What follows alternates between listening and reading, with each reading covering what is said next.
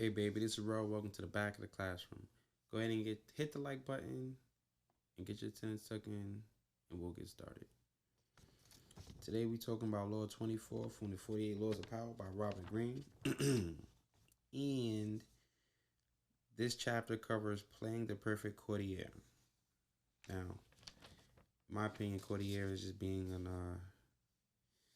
in a hierarchy of things, like being vice president or second in command, right?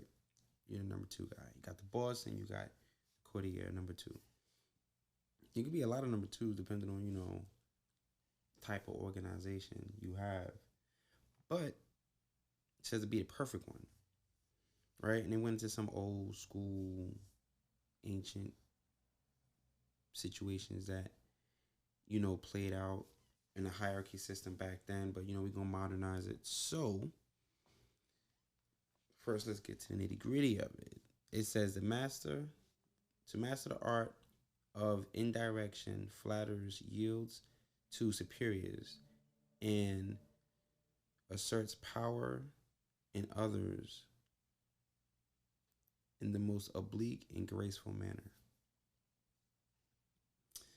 I don't know too many people not do that. Everybody feel like they got to be the boss. Everybody feel like they have to be in control.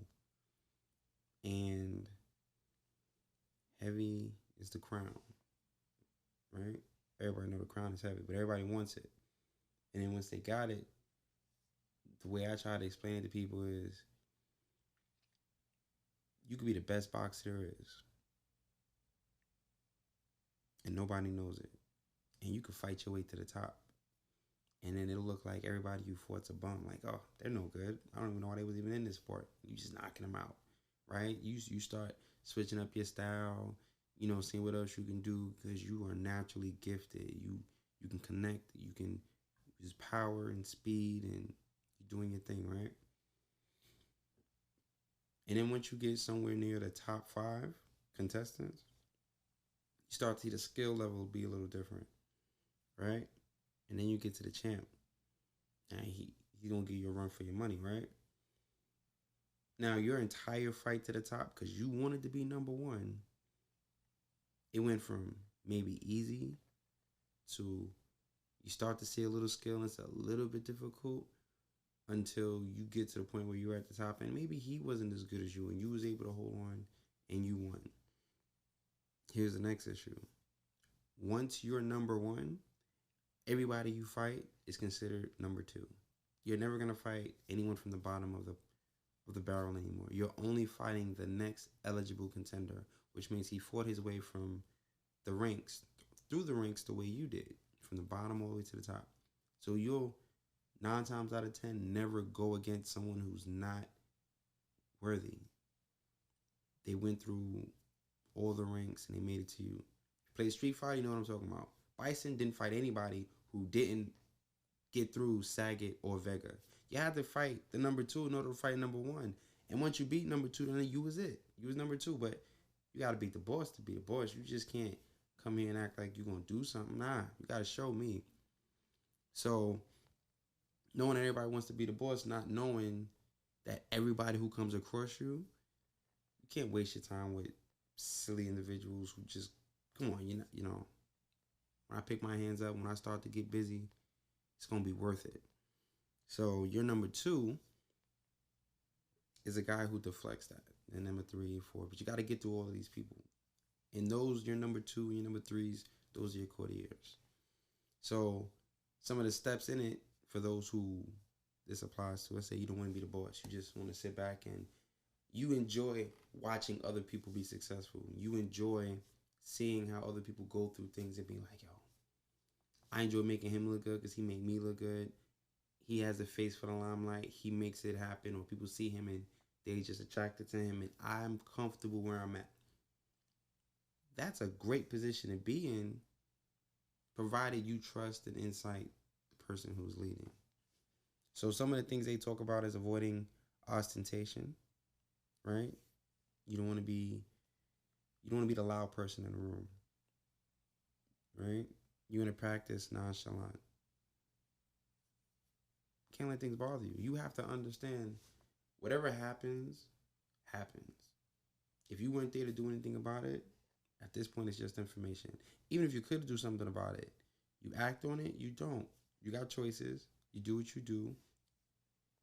Win or lose, you learn from the situation and you improve. Be frugal with flattery. Nobody likes a brown nose.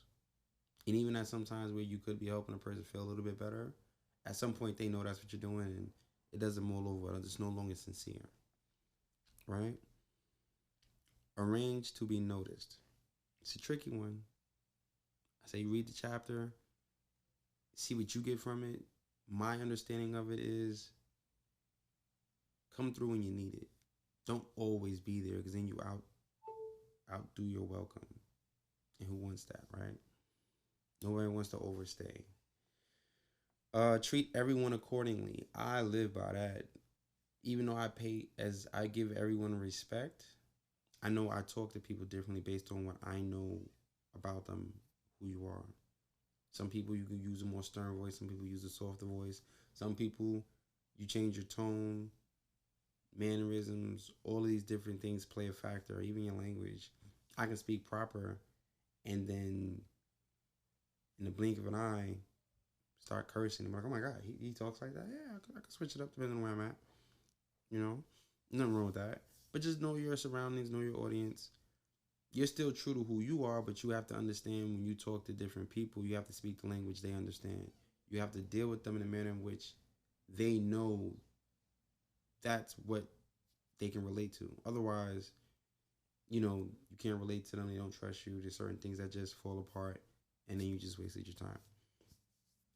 Never be in the bearer of bad news. You want people to know what they need to know, but people do tend to demonize the person who gave them the bad information. So, number two, you want to be the person who inspires. You don't want to be the person that brings the information down. So what you do is you can arrange for the person who messed up to go talk to the boss and let them know, hey, yo, tell them what you did or you're going to deal with me. And then they'll go ahead and talk to the boss and explain themselves, but they came forward. They're the ones who are giving information. Got nothing to do with you. Right?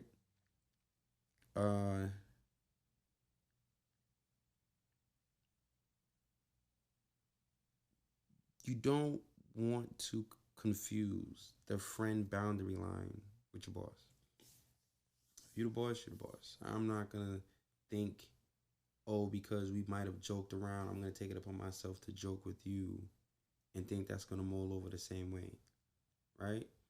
As you've seen some parents might, what you would call, joke around with their kids. And then when the kids have a joke back, the parents doesn't like it. They don't agree with it. It's like that. They can do it to you, but you can't do it to them. And again, life isn't fair. It's just the way things are. But if you can understand that dynamic and that the hierarchy system and how it works, you're better off. We know it's not fair, but there's still rules to everything and everywhere. So why not play by the rules, get ahead in life, instead of being upset at the rules and then complaining why you're not where you wanted to be when everybody else is progressing and you're not. Right? Just make better decisions. I never criticize those above you directly. I've done that. I've made supervisors look bad just by questioning something that they just said and maybe they didn't think it through.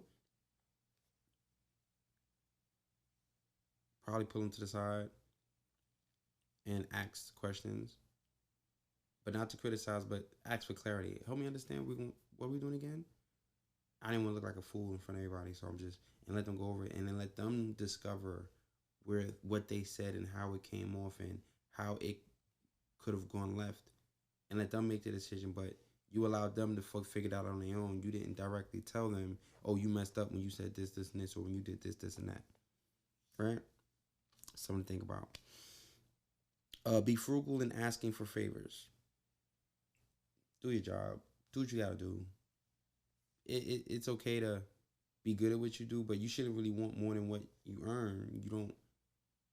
You don't want to come off as that person who wants something just because you are who you are. You want to earn your keep, right? You heard them say you keep what you kill. Earn your kill. Like, let that be it. Now, if you need like a favor here and there. Let it be here and there. Let's not it be like an ongoing thing. That's never a good thing. Never joke about appearances or taste. Everybody's different. Everybody see things and think things differently. You making fun of that is making fun of their intellect. Get to know it, get to understand it, or just understand they see something in it that you don't. And beauty is in the eye of the beholder. Might not be your cup of tea, but there's no need to criticize it or make fun of it in any manner.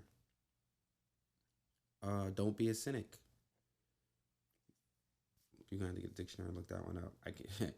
Don't be a cynic, right? Be self-observant.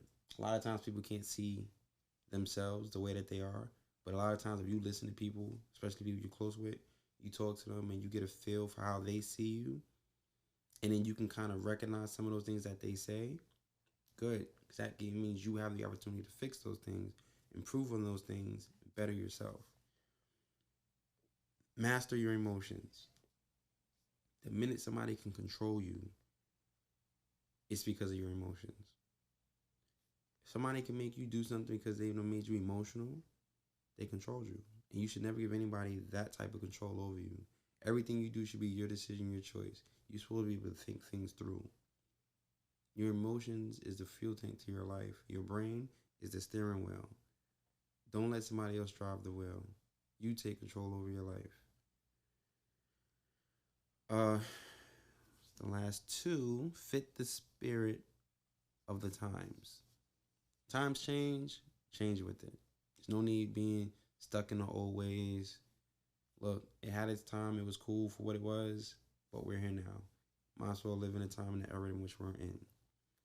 And be a source of pleasure. Life is hard enough as it is. If you can be the reason why somebody smiles, laughs, and just generally enjoys things, you'll be appreciated. You'll be thought about. You'll be forgotten when you're long gone. But you would be appreciated more than what most people would think. So, if you can do those things, trust me, it takes time to figure it out. It takes time to understand it fully and how it applies to you. But that's being a perfect courtier. So if you made it this far on the podcast, I thank you. I appreciate you. Go ahead and check out Rel's Locker. The link is in the description. And I will holler at y'all later. Peace.